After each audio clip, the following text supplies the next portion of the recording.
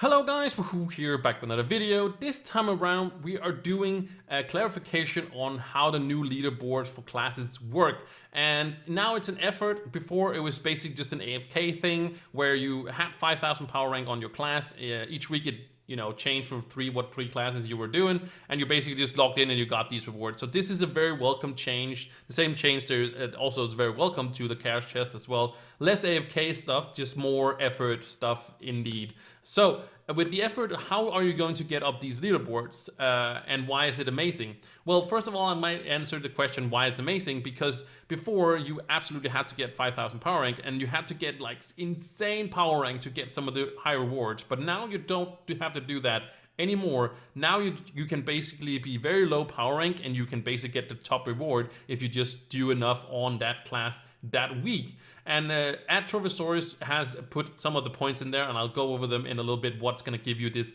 effort, but it is also linked in the description, so if you want to go check it out yourself, you can go so as well. But I want to talk a little bit about it some more. But it's very amazing that you can earn yourself the top reward without being a specific power rank. So of course also tri classes cannot earn points, which is very good indeed, but it doesn't really matter. But it couldn't, the trial classes could not get the other rewards as well, so it's basically the same thing. But all of these points here I have tested myself, and I can see that the numbers that also Trove is absolutely correct. That is the same thing I more or less came from. There was a few things that I thought, oh yeah, that is might be that, but it was all the testing I've done, because it was not clear in all the information I was out there. So I tested it myself, and I also retested it, I guess I can call it, with some of the stuff that was in here that I was unsure of. But with the points, basically everything you do on that specific class, I think this week is Candy Bar, Lunar Lancer, and Draco, I think it is. I can't remember the three ones, but I know one of them is Candy Bar at least, because I'm doing some stuff. And the best thing to do on the different classes is to do the hourly challenges. That's the one that's going to give you so many points. You can see the Delves does that as well per floor. But the challenges are pretty easy. There's no effort really to do it.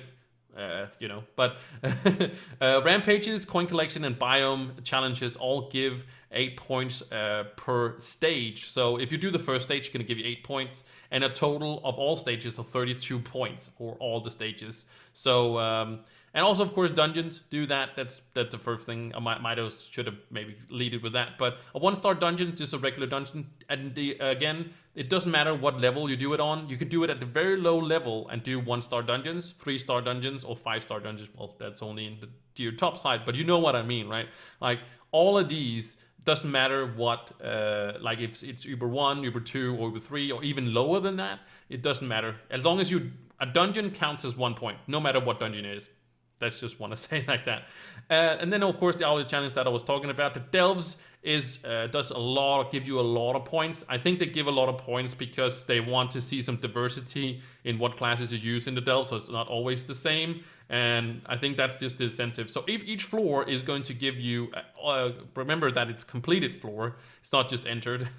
15 points for the private, 20 points for the the public one's 15, private 20, and then challenge is 25. Also, if you do some adventures out in the worlds, with the Trove adventures, the Neon City biome, the Club adventures, or like Geode adventures, all those in the different hubs where you can pick up Geode, or sorry, not Geode, but adventures like quests and stuff, like daily quests and stuff like that. It's going to give you 3 points each. Then, of course, if you are a PvP person, there is the Bomber Out, gives you 1 point for a kill, and 5 for a win. So if you want to do that, there's also, if you go into the caves, if you found an egg, you get 5 points. If you fill up your relicularies, then you also get 5 points for that. So they are showing basically a little bit of incentive to also go to the caves. Watering plants and also harvesting plants is also going to give you 1 point each. That's a lot of points to just doing that. And then of course, just generally activity is going to give you defeating monsters is 1 point for every dozen enemies defeated. Dozen, that's 12 enemies, so a few dozen enemies. I think that's just 12 or like less than that. So you don't get 1 point per monster. And also the same thing with world bosses. You don't get 1 point per mini boss or world boss. And the same thing with blocks. You are going to get a few hundred blocks destroyed. So there's not a... These were the same thing that I was kind of struggling with when I was doing all my testing. And that was, of course, that they don't give you, if you destroy like one block. I tried to see how much of what I was going to get for one destroying one block, and it's like maybe 0.01 point per block or something like that, and then like it says a few hundred. So you're not just gonna throw a bomb and then you're done with it. It is going to take you a little while, because you need the 125 points to ensure that you have the first 2 awards. So make sure that you do 125 points. What I mostly do is just do the outlet challenge, right? When I see a coin collection, I really like to do them. I'll just do it at one of the classes that has it, and I get 32 points for getting all the rewards for each stage of the coin collection, and that takes me like 2 minutes to do, and then I have 32 points. I do that, four times maybe, 3-4 times, and a few dungeons in there as well. And then I've done 125 points, and I'm going to ensure that I get the first 2 points.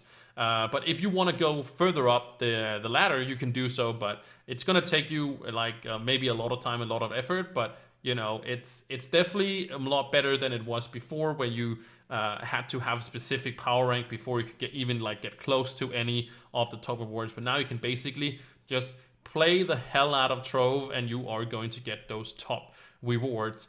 And again, that's all it is. And of course, the rewards is still the same. You are going to get your Power Gym box and your what's it called, Bound Brilliance as well. That's the 2 lowest rewards, and you can go and see them in game, see what the rewards are. But it's the same each week for what it is. And yeah, the only thing that changes is, of course, what class it is, and it resets every Monday. So you can have to do some effort on a new class. But I love the change, as I've said in the beginning, and I think there's any more I need to say about it. If there's something I missed, or you have some questions or anything like that, put them in the comments, and I will be happily answer them as best as I can, of course. But I usually is what it is that I get, I get them answered. That's what I'm trying to say. So anyways, I don't want to drag this video out anymore. I hope you guys enjoyed it. If you did, make sure you like and subscribe. It helps me out very much, and sends this out into the YouTube universe, and shows it that